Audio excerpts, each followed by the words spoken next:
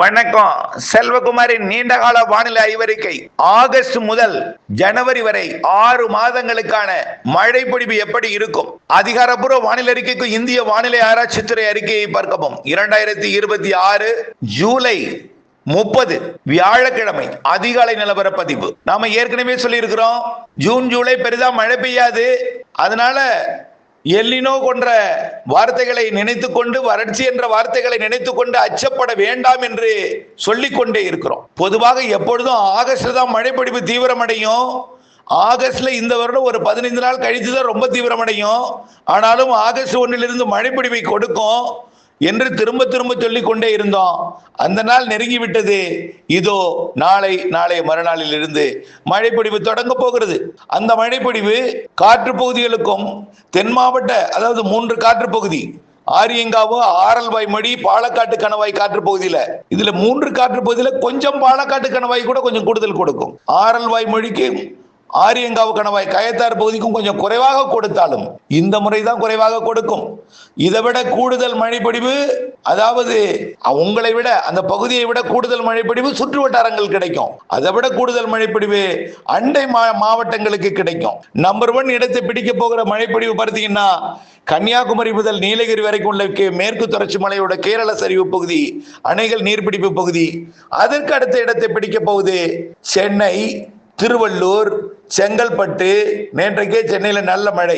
செங்கல்பட்டு மற்றும் காஞ்சிபுரம், ராணிப்பேட்டை, வேலூர், திருப்பத்தூர், கிருஷ்ணகிரி, தருமபுரி, சேலம், நாமக்கல் மாவட்டத்தோட கிழக்கு பகுதி மற்றும் கள்ளக்குறிச்சி, விழுப்புரம், திருவண்ணாமலை, கடலூர், புதுச்சேரி, அரியலூர், பெரம்பலூர், மயிலாடுதுறை, நாகப்பட்டினம்.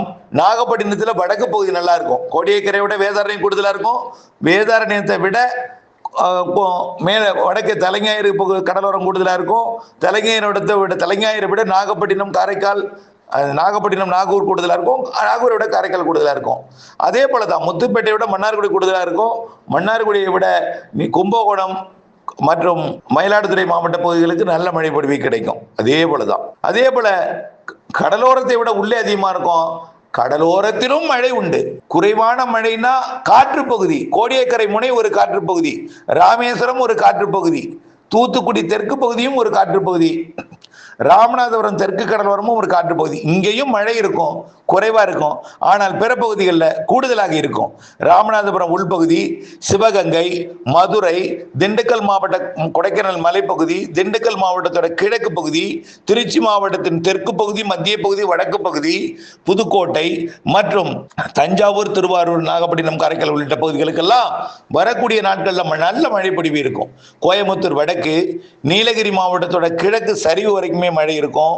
அதே போல ஈரோடு மாவட்டத்தில் பெரும்பாலான பகுதிகள், திருப்பூர் வடக்கு, திருப்பூர் தெற்கு, கோயம்புத்தூர் தெற்கு மற்றும் கணவாய் பகுதி, நெகமம் வரைக்கும் இப்படி மழை இருக்கும். நெகமத்திற்கும் மணப்பாறைக்கும் இடைப்பட்ட பகுதி, அதாவது கோயம்புத்தூர் மாவட்டத்தின் திருப்பூர் மாவட்ட எல்லை, திருப்பூர் மாவட்டத்தின் இந்த குண்டடம், பல்லடம், இந்த இதற்கு தெற்கே இருக்கக்கூடிய பகுதிகள், உடுமலைப்பேட்டைக்கும் தாராபுரத்திற்கும் இடைப்பட்ட பகுதின்னு சொல்லலாம். இந்த பகுதிக்கு மட்டும் கொஞ்சம் கூடுதல் பிரச்சனைகள் இருந்தாலும் இந்த சுற்றின் மழையும் இருக்கும். ஆனால் நீங்கள் எதிர்பார்க்கிற அளவு ஏரி குளங்களை இப்பொழுது நிரப்பாது. ஆனால் உண்டு. நல்லா யோசிக்கணும். சார் எல்லாத்தையும் சொல்லிட்டு எங்களை ஏன் சார் கஷ்டப்படுத்துறீங்க அப்படின்னு உங்க மனசு சொல்லும். உங்க பகுதிக்கு எப்போ மழை பெய்யும் எப்பொழுது தெரியுமா? எப்போ ஆகஸ்ட்ல பரவலாகும் நல்ல மழை பெய்யும் சொல்றோமோ, அதே போல உங்கள் பகுதிக்கு வெப்பசலன இடிமழை பொழிவு, தென்மேற்கு பருவமழை இணைந்த மழை பொழிவு, வலுவான தென்மேற்கு பருவமழை, இதெல்லாம் செப்டம்பர் அக்டோபர்ல பெய்யும். இந்த வருடம் ஆகஸ்ட் இறுதியிலிருந்து செப்டம்பர் அக்டோபர்ல நல்ல மழை காத்திருக்கு. காற்று பகுதிகளுக்கு கண்டிப்பா இருக்கும். வலுவான தென்மேற்கு பருவமழை பெய்யும் பொழுது தாராபுரம் வரைக்கும் மழை பொழிவியட்டும். தென்மேற்கு பருவமழை சில நாட்கள் வங்கக்கடல் காற்று சுழற்சியோட இணைப்பை ஏற்படுத்தி கொண்டு அரபிக்கடல், வங்கக்கடல் 2 பக்கமும் நிகழ்வு வந்து அது தமிழ்நாட்டிற்கும், கேரளாவிற்கும், கர்நாடகா, ஆந்திர பிரதேசத்திற்கும் இணைப்பு சுழற்சியால் பிணைக்கப்பட்டு வடகிழக்கு பருவமழை போல் பெய்யும் என்று சொல்கிறோமே, அந்த நாட்களில் நிறைய மழை பொழிவை கொடுக்கும். ஆக தயவு செய்து பொறுமை காக்க வேண்டும். அறவே மழை பெய்யாது, எல்னினோ நம்மளை கொல்ல போகுது, வாட்ட போகுது, வறட்சியில கொண்டு வந்து தள்ளிவிட போகுது, இப்படியே நீங்க மனசை போட்டு குழப்பிட்டே இருக்கீங்க. வேண்டவே வேண்டாம். பொறுமை காக்க வேண்டும், நம்பிக்கை வேண்டும். அந்த நம்பிக்கை ஜூலை 31 முதல் ஆகஸ்ட் 1 முதல் நல்ல மழை பொழிவையும் கொடுக்கும் பொழுது நம்பிக்கை வரும். ஆகஸ்ட் இறுதி 15 நாள் மிகச்சிறப்பான மழை இருக்கு. அதுலயும் ஆகஸ்ட் இறுதி 10 நாள், அதுலயும் ஆகஸ்ட் இறுதி 5 நாள் மிகச்சிறப்பான மழை இருக்கு. செப்டம்பர் பிறந்தாலே முழுமையான நிகழ்வு எல்லாமே ஆந்திர பிரதேசம் வரும். செப்டம்பர் நிகழ்வு ஆந்திர பிரதேசம், தெலுங்கானா, கர்நாடகா, கோவா இத வழித்தடத்தில் அமைந்து கேரளாவிற்கும் கர்நாடகாவிற்கும் நிறைய மழைப்பொழிவை கொடுக்கும். பாதிக்கும் மழைப்பொழிவு கூட உண்டு, அதிக மழைப்பொழிவை கொடுக்கும். குறிப்பாக வயநாடுக்கு தொடர்ந்து எச்சரிக்கை தேவை. செப்டம்பர், ஆகஸ்ட், செப்டம்பர், அக்டோபருக்கு. ஆக தொடர்ந்து செப்டம்பர் அக்டோபர்ல நிரப்பு மழை, உபரி நீர் கடலுக்கு திறக்கும் வரைக்கும் வரை அளவுக்கு மழை இருக்கு. தயவு செய்து மாதிரிகளை பார்த்து நம்ம வானிலை அறிக்கை சொல்லல. நம்முடைய ஃபார்முலா வேறு. கடல் வெப்பம், எல்லினோவையும் கணக்கில் எடுத்துக்குவோம். அது சூப்பர் எல்லினோவையும் கணக்கில் எடுத்துக்குவோம். சூப்பர் எல்லினோ உருவாவதற்கு வாய்ப்பு அதிகமாக தான் இருக்கு, இல்லைன்னு இல்லை. ஆனால் அது இந்திய பருவமழையை, குறிப்பாக தமிழ்நாட்டின் பருவமழையை பாதிக்காது. இந்திய பருவமழையை பாதிக்காது. தாமதமாக பொழியும், சேர்த்து பொழியும், குறைந்த நேரத்தில் அதிகம் பொழியும். வலுவான நிகழ்வுகள் கொட்டும். அதுதான் நம்ம சொல்லிட்டு இருக்கோம். சிறு நிகழ்வும் வலுவான மழை தரும், அப்படிதான் சொல்லிட்டு இருக்கோம். ஆக செப்டம்பர் அக்டோபர் வடகிழக்கு பருவமழை போல மழை இருக்கும். குறிப்பா அக்டோபர் 15 தேதி வடகிழக்கு பருவமழை தொடங்கி விட்டதா என்று பேசுவீர்கள். அப்பெல்லாம் நீங்க எது சொன்னாலும் காதுல வாங்க மாட்டீங்க. அப்புறம் நடந்துதான்னு அதை சொல்றதெல்லாம் சரியா நடக்குதான்னு பார்த்தால்தான் நம்பிக்கையும் வரும். அதையும் ஒப்பிட்டு பார்க்க மாட்டீங்க. கவலையே மனதில் சுமந்து கவலையை மனதில் சுமந்து என்னையும் கவலையாக்கிறீங்க. தயவு செய்து வேண்டாம். நம்பிக்கை வேண்டும், பொறுமை வேண்டும். நாட்கள் நகரவில்லை, அவ்வளவுதான். ஆகஸ்ட், செப்டம்பர், அக்டோபர் இந்த நாள்ல இறுதி கட்டமா பின்பகுதியில் தான் தென்மேற்கு பருவமழை பொழியும் என்றோம். ஆனால் எல்லாம் சேர்த்து பொழியும். குறைந்த நேரத்தில் அதிக மழை பொழியும். பெரும்பாலும் செப்டம்பர் அக்டோபர்ல நிறைய மழை இருக்கு. அக்டோபர் 15 வடகிழக்கு பருவமழை போல இருக்கு.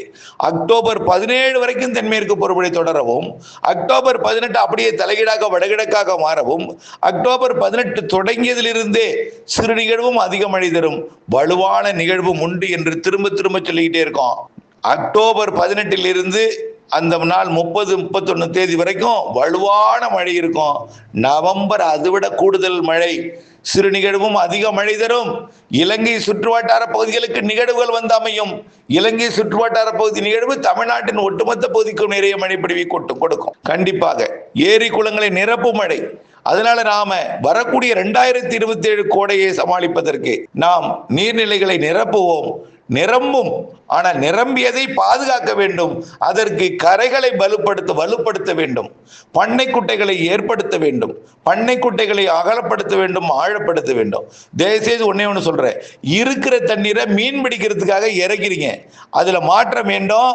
மீன் பிடிப்பதற்காக தண்ணீரை வெளியே இறைத்து காய விடுறீங்க, வேண்டாம். மாற்றம் வேண்டும். வலை போட்டு மட்டும் மீன் பிடிப்பதற்கு அனுமதி வழங்க வேண்டும்.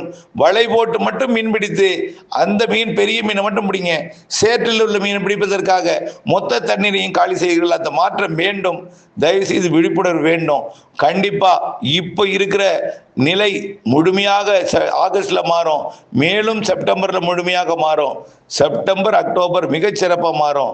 அக்டோபர் 18க்கு பிறகு அதிக மழை, நிறைய மழை கண்டிப்பா இருக்கு. சிறு நிகழ்வும் அதிக மழை தரும், வலுவான நிகழ்வு உண்டு. ஜனவரி 10 வரை, நவம்பர், டிசம்பர் அதிக மழை இருக்கு. குறிப்பா இலங்கை சுற்றுவட்டார பகுதியில் நிகழ்வு அமைந்து தமிழ்நாட்டுக்கு நிறைய மழை தரும். ஆக டெல்டா, தென் தமிழ்நாடுக்கும் தமிழ்நாட்டின் மேற்கு தொடர்ச்சி மலை வரைக்கும் நல்ல மழை பொழிவு காத்திருக்கு. நம்பிக்கை வேண்டும், பொறுத்திருங்கள், குழப்பத்தை தவிருங்கள், மனவேதனையை ஒழித்து கட்டுங்கள். தயவு செய்து வானிலையோட நம்முடைய அறிக்கையோட இணைந்திருங்கள் என்று அன்போடு கேட்டுக்கொள்கிறேன். நன்றி. தயவு செய்து இந்த எல்னினோ குறித்த கவலைகளை என்கிட்ட கேட்டு மேலும் நம்முடைய அறிக்கையை கேட்காம, அதில் உள்ள அழுத்தம் திருத்தமாக நம்பிக்கை விட்ட அறிக்கையை கேட்காம என்னையும் கவலைப்படுத்தாதீங்க. தயவுசெய்து கைபேசி அழைக்காதீங்க என்று இருக்கிற வகுப்பை கேட்டுக்கொள்கிறேன். இணைந்தே இருங்கள் அப்டேட்ஸுடன். நன்றி.